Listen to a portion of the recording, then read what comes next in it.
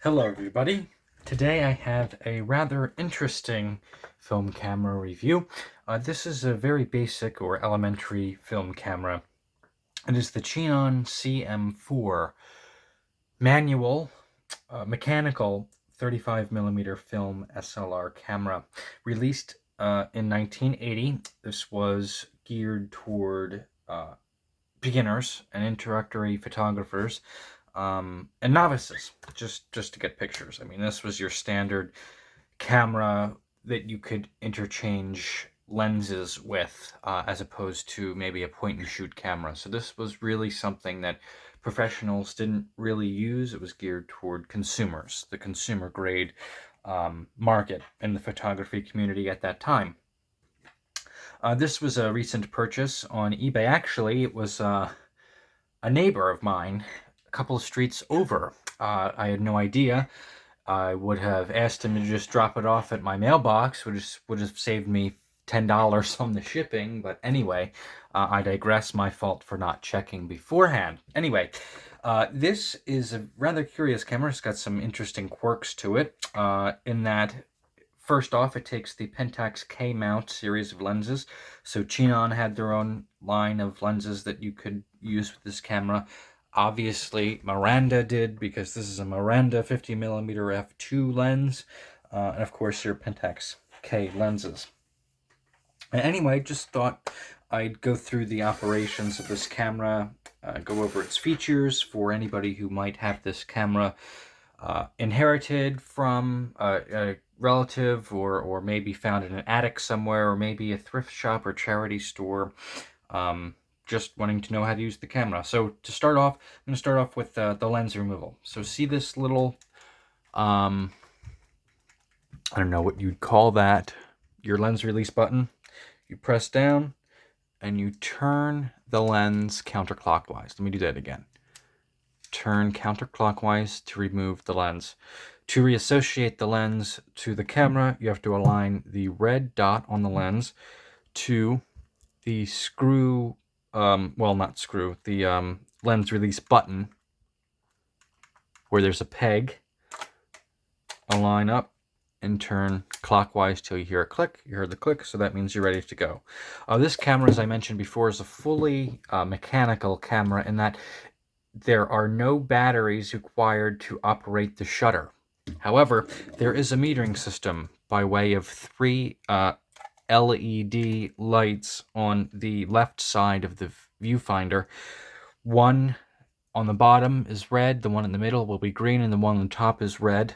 The red bottom means underexposure, green means you're good to go, and the top red button light tells you that there's an overexposure. So I will demonstrate that for you now.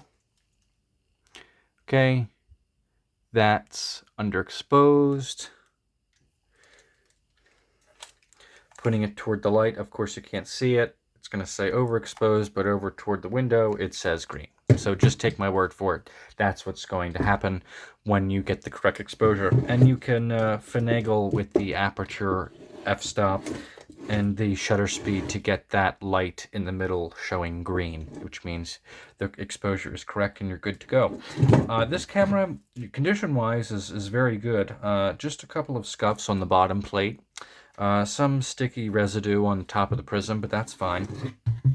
Anyway, I thought I'd stop the lens down and go through all of the shutter speeds, starting from 1/1000th of a second,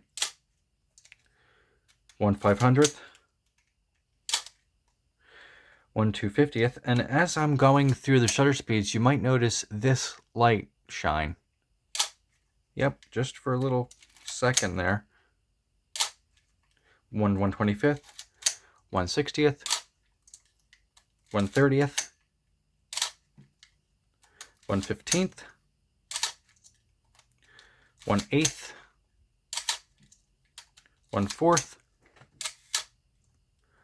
1/2 of a second, 1 full second, and in the bulb mode, once the finger depresses the shutter button, the lens will stay stopped down, the mirror will stay open, until your finger is released from the shutter button. Now this light on the side of the camera here is called an action light. I'm not sure exactly why they put that on there. It doesn't really make a lot of sense.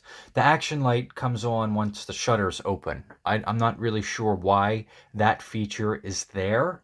Doesn't, like I said, if you're shooting, you know, you're looking this way through the viewfinder, you're not going to see that light flash. You're going to, the subject is going to see the light flash. You know, and later down the timeline when we talk camera manufacturing, if you're talking autofocus cameras, yeah, you'll have an autofocus ready light where it maybe pre-flashes before the flash actually fires, but something like this wouldn't really be smart to me. So, for example, I have a flash right here, which will work. This is just a sun-packed flash. Anyway, the hot shoe up here, this particular camera has the, I don't know if that's factory, but it's the cover for the hot shoe. But let me get some batteries here and show you what would happen when I put a flash with this camera. Just a very interesting way of making it so that the subject knows the photo was taken. I mean, I really don't know why they would have that there. Wasn't really a feature that people cared all that much about. Okay, so now the flash is attached. I'm going to actuate the advanced lever, and then we're going to put it on 1/160th of a second, which you can see is in I guess that's amber, an amberish color. That's the flash sync speed. So that's the speed that you need and below in order to take flash pictures. So you could do 1/60th all the way down to really bulb. All right, let's see. Okay, that didn't... Oh, the flash isn't on. That would be helpful. Okay, let's see. All right, that's the flash capacitor warming up. Wait for the ready lamp on the back of the flash. You can see the ready lamp is ready. Okay, so I don't think I saw the action light on the actual camera body light up. Let's try it again.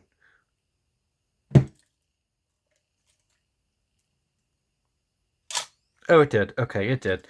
I'm not sure why they put that on there. It just doesn't make sense. Anyway, I digress. These are the things that really gets me interested in, you know, thinking. Thinking is a very good way of understanding why people do what they do and why camera manufacturers even put that on there. Really, common sense isn't so common anymore. If anybody in the comments could really explain in depth why they put that on there, that would be helpful, because I don't have any understanding, any real reason why that would really be an option or a feature of this camera. But that's the quirk. On the back here, opening the rewind knob opens the back of the camera. Do not put your fingers anywhere near here. There's an indent here, and there's an indent here for a reason. Don't touch this area. This is where you put your film. You pull the leader all the way over to one of these slits here, and then you just advance, take the shutter until you can see that the film has been taken up by the sprocket drive here. This is your pressure plate. This is what will keep the film nice and tight and snug up against the film plane here on the inside of the camera, reducing like air bubbles and things like that, or dust, or really anything that could creep in from the film not being very flush up against the shutter. So this is your film tab, your film reminder tab. You just take the box of film, rip off the tab, and put it right in there. That makes you understand that there's film in the camera. Of course, you got your past Japanese sticker. And down on the bottom here, this is the battery for the light meter, which I just showed a couple of minutes ago. You turn this, it looks like anti-clockwise, and then you put two LR44 batteries in that slot to make the meter work. But again, you can use this camera without the batteries. It's a fully mechanical camera. Very, very elementary, as I mentioned earlier, very easy to use. Perfect for beginners in the film photography world. If you need this, if you need a camera for a photography class, maybe you're taking high school and your high school has a dark room and you want to take the photography class, the film photography class, well, this is a perfect camera to use. Very easy. And you know, it's endless possibilities with any of these cameras, really, but this in particular is very easy. You know, green means yes, red means no. You know, Polaroid swinger, you know. Anyway, any questions, please leave them down below. Comments, concerns, also appreciated. Thank you very much for watching, and on to the next one.